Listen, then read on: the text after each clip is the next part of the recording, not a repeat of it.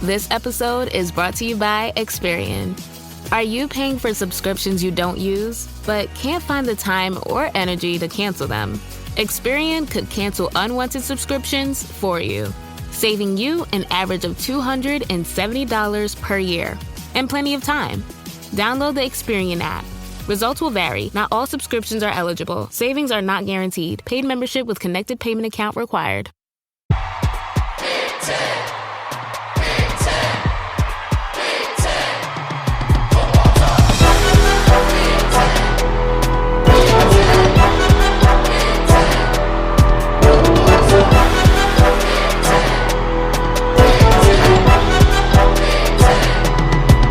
What's up, everyone? Welcome to the Big Ten Football Talk Podcast. I'm your host, Zach Guggenheim. We're going to be talking about the state of the Michigan State Spartans.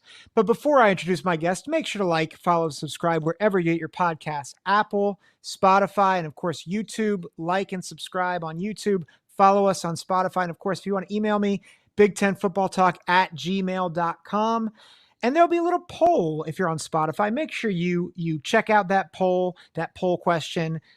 Leave us your feedback. We'd love it. But without further ado, from the Spartan Savant Podcast of the College Huddle community, Nick Homberg, how you doing? I'm doing well. Thanks for having me. For sure. I'm glad that we get some Michigan State representation here. And you have a pretty good tie to the university. Tell us, how did you get connected to Michigan State? And then how'd you get into podcasting for the Spartans? So I grew up in Metro Detroit. A lot of people pretty much go to Michigan or Michigan State. I always gravitated towards the Spartans. I had no family connection. My parents both went to smaller schools. Just fell in love with it. Spent 4 years there for the best years of my life, and just decided one day with some of my college buddies that it might be kind of fun to start a podcast. Nice. And there's three of you, right? Who are the other two guys on your pod? It is Travis Tyler and Winston Erwiller. Okay. Nice. And you guys are part of the College Huddle. Where else can we find you in that space? So you can find us on Twitter, YouTube, and anywhere that you get podcasts that the podcast networks apps send to. Nice. Okay, so I have a question off the bat from what you just said. You said you gravitated towards Michigan State. I'm obviously thrilled with that because I hate the team up north. But like, what made you gravitate towards green and white rather than maize and blue? I'm glad you asked. So a couple things. So when I was 6 years old or so, 6 or 7, it was whenever the Spartan Bob clock gate happened, where there was 1 second left and we scored a touchdown there. And Michigan ended up beating Michigan in an upset. And we were watching it with a lot of people who were U of M alumni, like my friends' parents. And I just remember they were so mad and like making every excuse in the book and just being like, you know what? Screw these guys. I like Michigan State. Like they just kind of always gave me better vibes. So you were 6 and you're in this environment. It's like, this is my line in the sand right here. Yeah. You guys are reacting terribly. I'm a Spartan for life. Here we go. Exactly. And I would never react so poorly to a game, of course. Nice. I wish I could say I would never respond poorly to that, but it makes sense why you're not an Ohio State fan. That's fine. So from 6 years old, that was like your line in the sand. And obviously you guys had a good run. D'Antonio obviously was a huge piece for both of our teams. D'Antonio was a defensive coordinator for us, winning the national championship in 2002. And then he had a stint as the head coach in Cincinnati. And then Michigan State, I didn't ask you this beforehand, but I'm curious. Would you say that D'Antonio is the best coach of Michigan State's history, or like top 5? Like, where does he rank in that discussion? No question, top 3. Biggie Munn and Duffy Daughtry, though. It's really tough to like discount them with the national titles and like what they did for college football. Sure. But I mean, yeah. when I was in school, Mark D'Antonio won a Rose Bowl and made the playoffs and won the Big Ten twice. So to me, yeah, he's the greatest football coach in history. There you go. But yeah. And we won't talk about the kicker doing the windmill in Ohio Stadium. We're just gonna bypass that completely. Mel Tucker obviously took over for D'Antonio, and I think we were all shocked. I don't know if you were shocked by 2021. 2020 felt like, okay, they're rebuilding after, the slide, the last couple of years of D'Antonio, and then Tucker, I didn't expect much in 2021. I think I had them going 3-9 preseason, and they finished either 8th or 9th in the country, depending on what poll you look at. They beat Michigan. They beat Pitt in a New Year's Six bowl. And so it was an unexpected top 10 finish.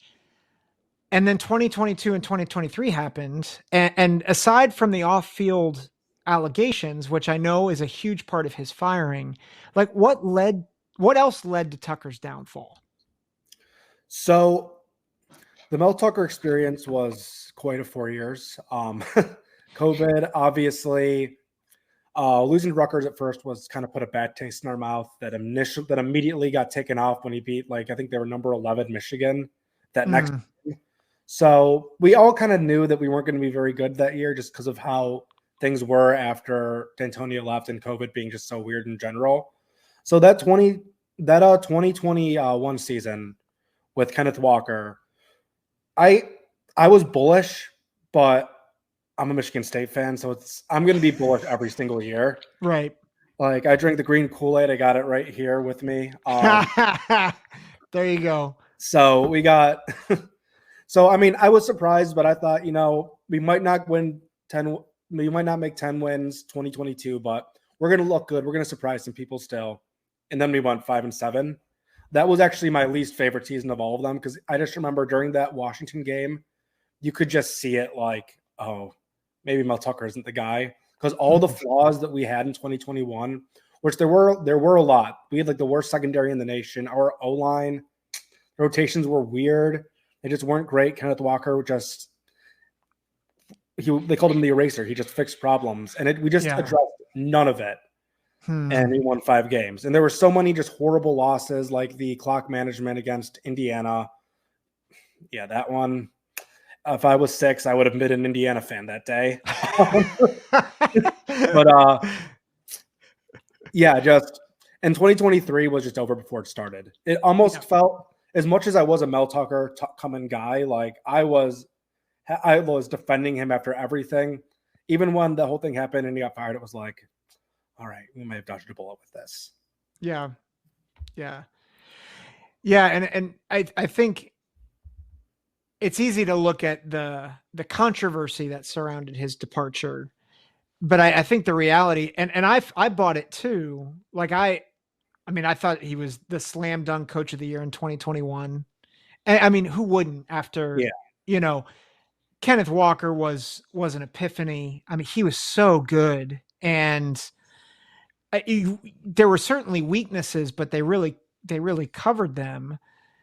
And then all of a sudden it was like the wheels came off. And so it was already looking rough. He was already on the hot seat, and the allegations, I think all that it all went up in smoke. It's interesting you say you dodged a bullet, because you guys, I think, hired a very impressive coaching candidate. I think he's the best hire of anybody in the Big Ten from this season. And I include that with Jedd Fisch. I like Jedd Fisch, but I don't think he's going to stay at Washington long. I think I like Curt Cignetti, but he's coming from a place where he's used to being the big dog in a little pond, or that's a bad analogy. That doesn't work. Big fish in a little pond. There we go. Jonathan Smith knows what it looks like to take a broken program and make it into a contender.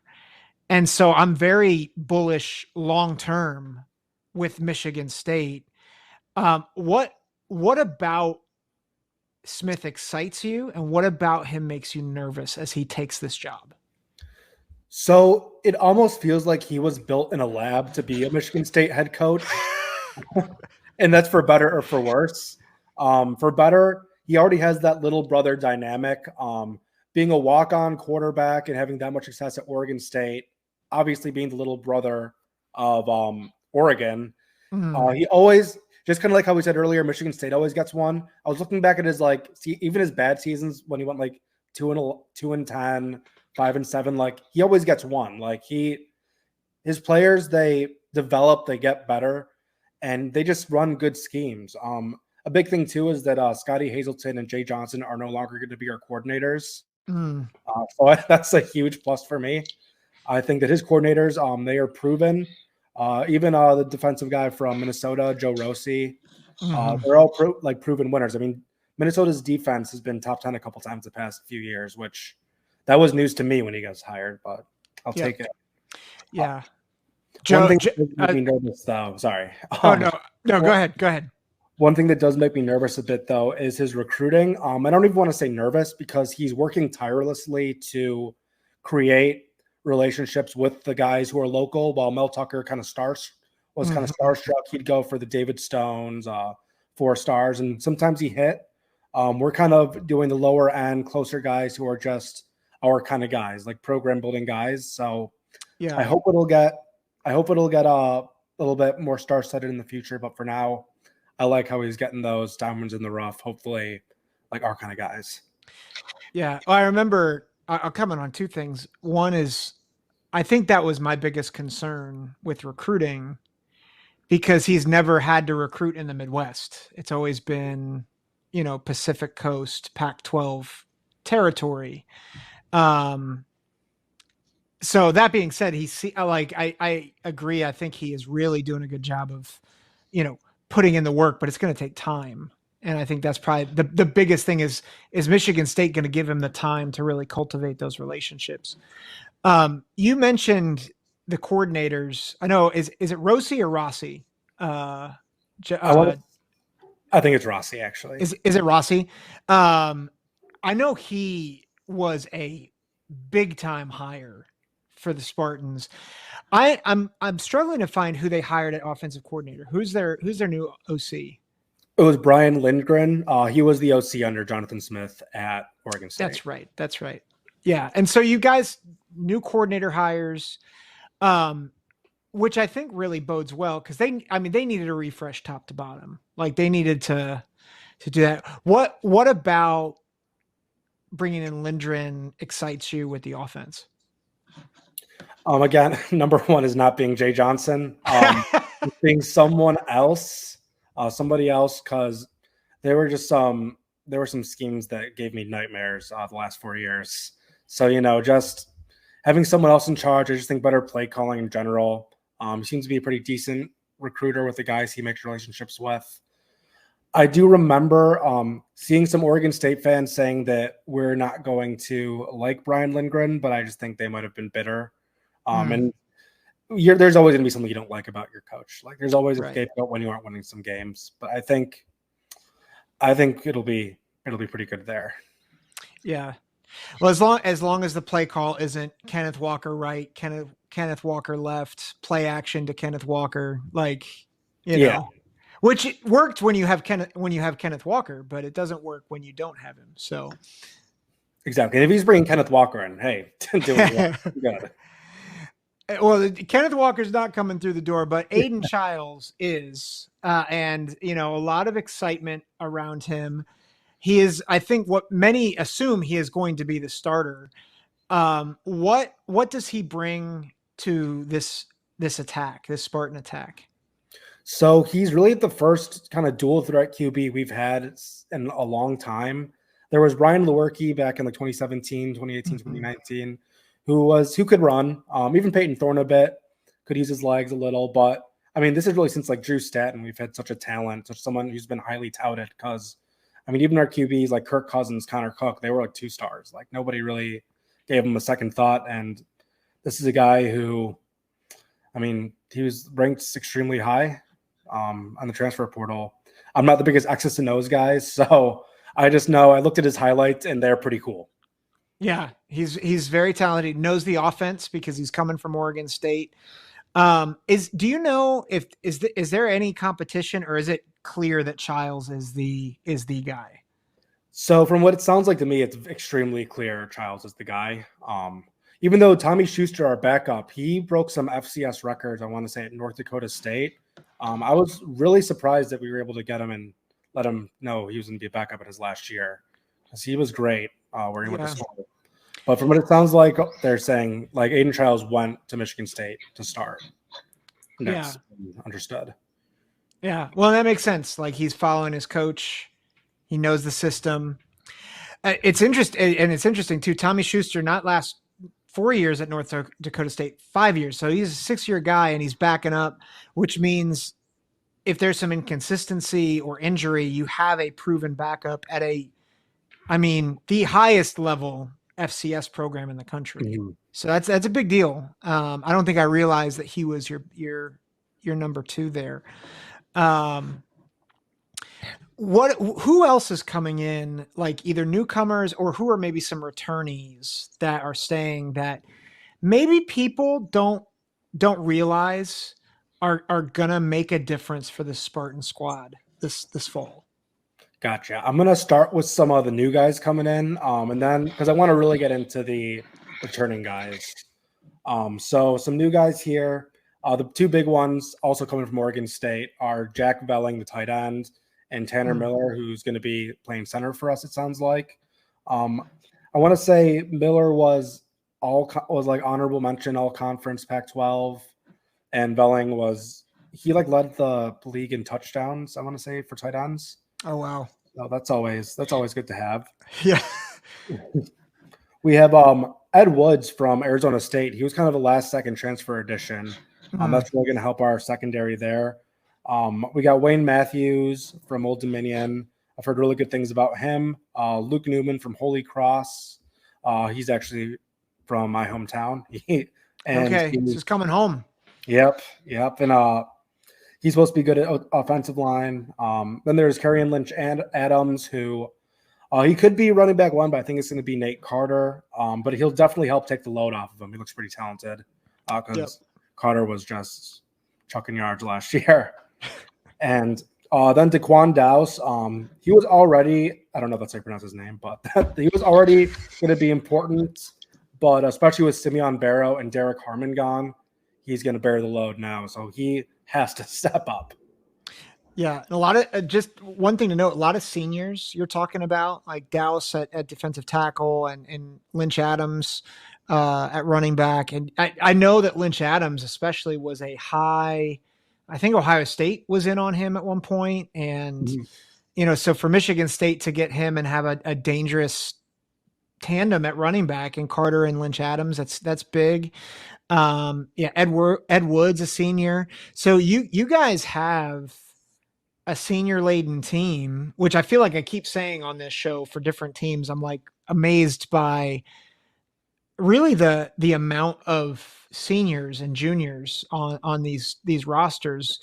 It makes me feel like we're in for a much tougher season, like in terms of like predictions, when you have all these seniors, because they're all experienced and so they know how to play. Which of these newcomers are you most excited about besides Childs? So I'll say besides all the Oregon State guys, because those are just kind of a given. I really like Ed Woods from Arizona State. I think he's going to be great at corner for us. That's a place we've been lacking recently. But we also have some guys coming back who, contrary to popular belief, not every player on our team who didn't leave is bad. Right. Yeah. So we got some good guys coming. If you want me to go over those for you. Yeah. Well, I'd imagine that the first one off your lips is Cal Haladay. Yeah. So why don't you talk about him for a little bit? Because I think he probably deserves to be talked about. I mean, God, he's been at Michigan State. This will be his 5th year, and he's had 4 head coaches. He's had recruited by D'Antonio, played for Tucker. Oh, I'm sorry, 3 head. Played for Harlan Barnett last year, and now he's going with Jonathan Smith. So He's a trooper.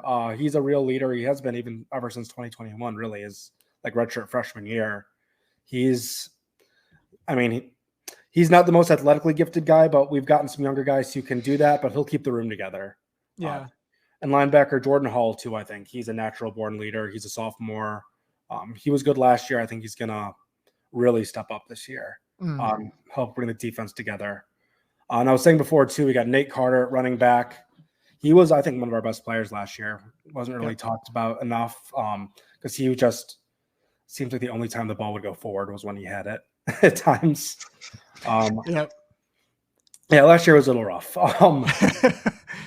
Montori Foster, he's the senior receiver. He started off not that great last year, in my opinion, but he really improved. And if he can keep taking the steps, him and Glover, and even the new freshman coming in, Nick Marsh, they could all be great for the receiving room. We got Antonio Gates as well, and some fast guys like Jalen Smith, Isaiah Brown, I want to say. And then we got Parachek at tight end. He is he'll be kind of like the Robin to Velling's Batman. He had some great moments last year, and the limited moments he had as a true freshman. And then you can't mention Michigan State without their punters. For some reason, the past 10 years, our punters are either like all conference or they become tight ends. We got Ryan Eckley this year. We had Behringer the last few years, Sadler, all them. We have him, and we have Jonathan Kim returning as kicker. He kicked like a 54-yarder last year, which if he can keep doing that, will be great there. And another young – oh, go ahead. I was going to say, I have Phil Steele's notes here. It says that he kicked a 58-yarder. Yes, it was 58-yarder. I can't believe you did that. Well, I mean, 54 is impressive too, but I mean, 58 is like, that's insane. Especially after 2022 when we missed that chip in against Indiana. Seeing him do that was like beautiful. That's a beautiful thing for a young man to like be able to rebound like that. Oh no, he didn't make that. It was a new kicker, but it was a new kicker. Oh, okay. Seeing him, like knowing we have a guy who can do that now was just a breath of fresh air, and having him come back this year, because you never know, you never realize how much you need a kicker until something like that happens. Yep. Oh man. I get that. Yeah, I mean, I know you guys get that from a couple years ago. Oh, midnight struck. Anyway. Then we got Malik Spencer, who I've seen people talking about. He could be NFL talent. I haven't really seen that, but I'll take it. And then Jalen Thompson and Chance Rucker are two more freshmen on the defense who were great last year as true freshmen who I think will take a big step. Okay.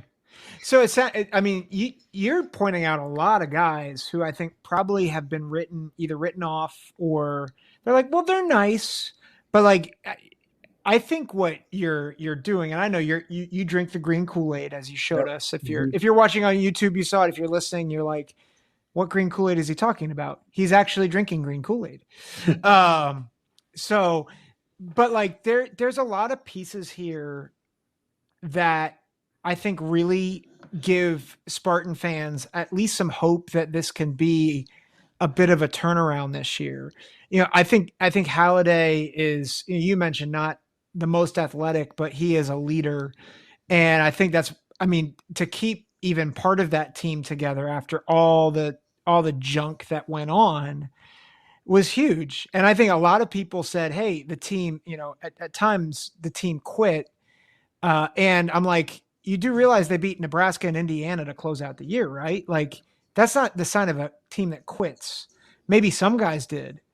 But the fact that they beat Nebraska and they went on the road and beat Indiana, like 2 out of their last 4 games, that's a huge deal. And I think Haladay is a big part of that. I think some of these other guys you're talking about that are returning are a huge part of keeping this team together, keeping this core together. And you add that with these new guys, I think we're saying like, hey, like Michigan State can do some things this year, and especially with a talent like Childs, he may have some growing pains, but like he's got some weapons. It's so cool that you guys have Antonio Gates, by the way. I just think it's both cool and it makes me feel old. But it's a fun core that you guys have. The East has always been, in the divisional world, the East was always like the monster, especially the past several years. I think for a while it was, Michigan was down, Penn State was down. It really was an Ohio State, Michigan State battle. But I think ever since 2016, 2017, it really became Ohio State, Michigan, Penn State as kind of the behemoths of the division. And I don't know about if you felt this way, but when I heard we were going to, divisionless, I'm like, this will be really great for Michigan State. And then you look at the schedule and you're like, this is not great for Michigan State. Talk about, you got Ohio State, and this is all in succession, by the way. Ohio State at Oregon bye, then hosting Iowa, and then at Michigan. Somebody in an Indy does not like you guys. I'm convinced with that. But talk about the schedule a little bit. Like, what do you make of the schedule? So, as again with the green Kool-Aid, the first thing I saw when I saw that schedule was, oh, no Penn State, no Washington. We got 10 games there. We can do that. But realistically, it's not an easy schedule. It's weirdly balanced with that gauntlet in the middle. But with the first four, so it really is like every year, I feel every year, it's really 3 seasons of 4 games. So those first 4 games, Boston College isn't going to be easy, unfortunately. Yep. But I mean, we have Maryland. We're at Maryland. It's the second game of the year. That's going to be pretty tough. But I mean, they're kind of where we are too. There are a lot of question marks. No more Tua Jr. I wish I should have learned his name at one point. Tualinga. We had him. We got some FCF school, and then we have Florida Atlantic, which with Tom Herman, that kind of scares me too. Mm-hmm. But those are winnable games. Obviously, there's a gauntlet in the middle, which will be tough. I think we got to win. We got to win one of those for me to be happy. I can get into that in a minute. But then the last 4 games, theoretically, you would think are easy, but you never really know. It's like Indiana, Rutgers, Nebraska, and I want to say Illinois. It's at Illinois and Purdue. Nebraska. You guys missed Nebraska this year. Oh, nice. So that's I mean, those are 4 games. So for me to be happy, I don't just want like a 6-6. I would obviously prefer like an 8-4, but if we go 6-6 with 2 top 25 wins, I think we'll be happy. And I just want us to compete against the Ohio States and the Oregons. Like, I don't want, like last year, literally the last 2 years, if a team had a number in front of them, we were losing 45-0. Mm-hmm. That was just how it was. Like if we could lose to you guys by 14, it would be beautiful. I would love that. Yeah. Like, I just need to know that we're actually competing with the other teams and that we're playing the same sport. Yeah. Well, and that, to that, like the reason why Michigan State has struggled so much with Ohio State, and I think why it's presumed they might struggle with Oregon, the defensive backfield has been just a disaster the past few years.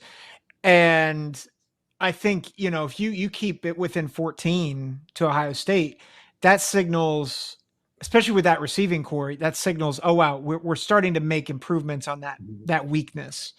And I can really get into that. You said you want at least 2 top 25 wins. That's right. Talk about that a bit, because Iowa and at Michigan might be your best. Well, and there's a dark horse top 25 team that Rutgers.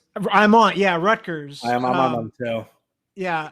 So like those 3 teams are probably like have the higher probabilities. Give us the pathway to victory for those three games. So I'll start with Rutgers. So Rutgers last year, we literally like peed the game away. Like, I don't know how else to say it. Like, We melted down, and for that was a low point of our season.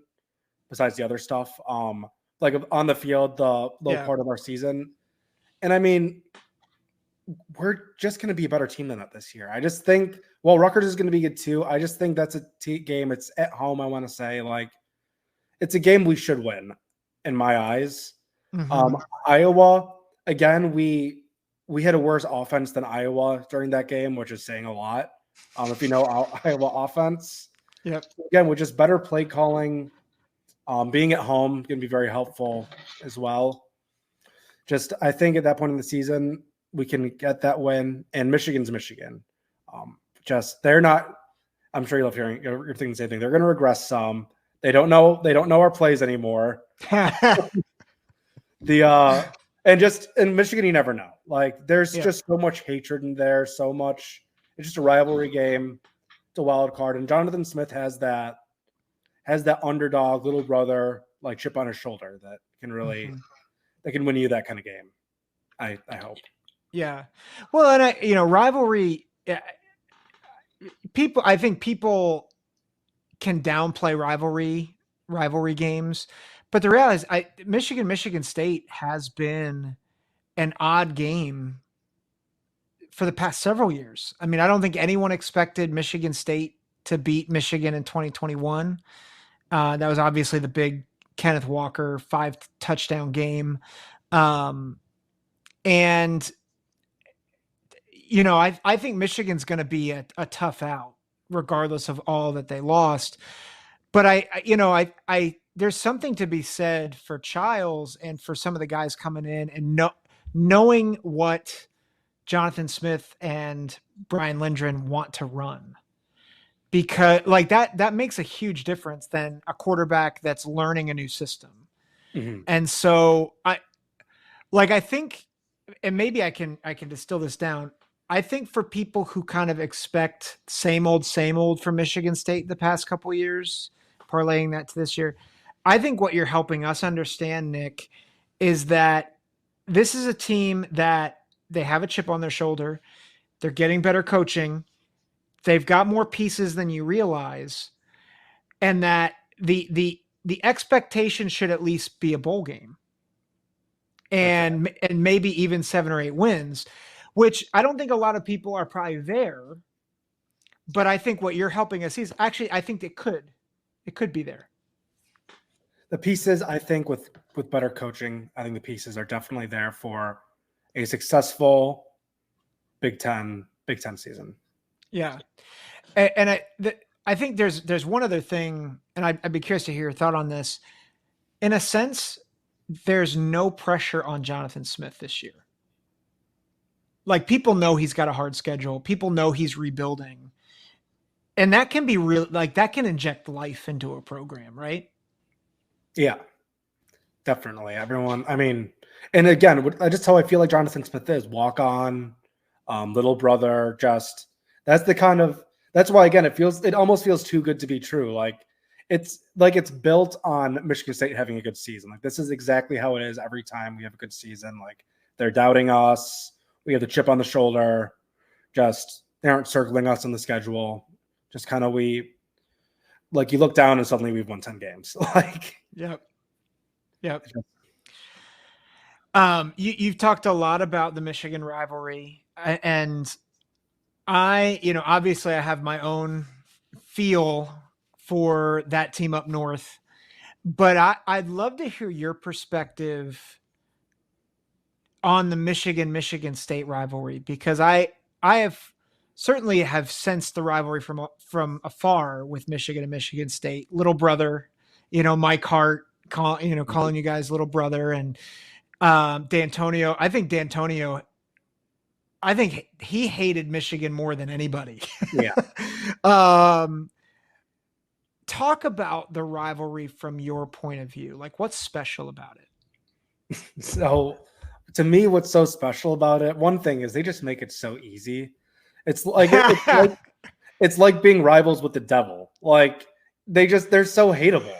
They're just so annoying. Like, especially when Jim Harbaugh was there, and especially at Michigan State, because I don't live in Michigan anymore. I live in Texas, but when I was in Michigan, like everyone, if you wear a Michigan thing around, a Michigan State thing around, like Michigan fans will like just go up to you and be like, "Oh, little brother," like they're just so annoying. And in fact, I was at a Lions game in Dallas wearing a Michigan State hat, rooting for the Lions, like everyone wearing Michigan stuff who were Michigan fans there were as well.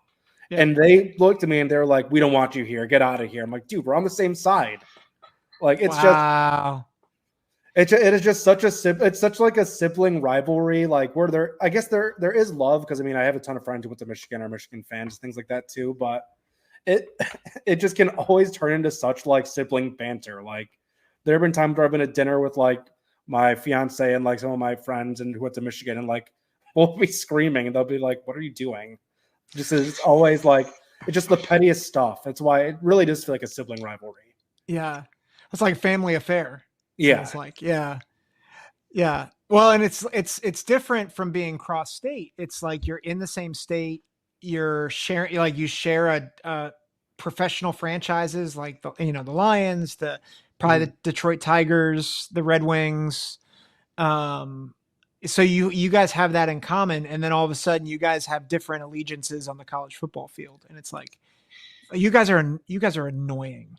Yeah, like, and this is actually was an annoying thing the Michigan State fans did. Like there were a really small portion of MSU fans when like Aiden Hutchinson got drafted to the Lions who were like, "Oh, what a waste of a pick! What a waste of time!" It's like he's on our team. Like we want him to be good. I don't care if it owns Michigan fans. Yep. I can understand that, but that makes that's funny. So I think it's just fun. I think it's one of the things I love about the Big Ten is you have all these different rivalry. It makes me hope that in expansion we don't lose. Hey, it's Kaylee Cuoco for Priceline. Ready to go to your happy place for a happy price? Well, why didn't you say so? Just download the Priceline app right now and save up to 60% on hotels. So whether it's Cousin Kevin's Kazoo Concert in Kansas City, go Kevin, or Becky's Bachelorette Bash in Bermuda, you never have to miss a trip ever again. So download the Priceline app today. Your savings are waiting. Go to your happy place for a happy price. Go to your happy price, Priceline. Some of these things that we hold so dear, because I think that's what makes college football great, is you have the stories of how these rivalries have become so important to fans. And so it's really fun. I agree. I don't think it will. I think it'll just add more rivalries because, I mean, honestly, I have a moment with every Big Ten team that makes me hate them. Like I can think to like a Purdue game that makes me just like boils my blood. Like, God, Wisconsin, Michigan State, 2011. Mm-hmm. Like, and that would just be that with Oregon, USC, UCLA, and all that. Like, I think it's gonna just gonna have more teams to hate. Yeah. And I think what's cool, the league is getting better. Like, I think the league is, you're talking about Rutgers. I think I am on the Rutgers train this year, and for those of you, we did an episode with Rutgers with Larry Crane over at Night Watch a couple weeks ago. And I mean, there's who would have thought we would be talking about Rutgers, maybe 8-9 wins in a year where the Big Ten is going to be as good as it is. And granted, their schedule is not nearly the gauntlet that your middle half or the middle third is of yours, but and it's all over. Like, I think, USC is getting better. The top half of the league is as good as anything the SEC is putting out. And that's with a lot of respect to the SEC, because the top of the SEC this year is also very, very good. And so it'll be fun, and it'll be fun to see how Michigan State does.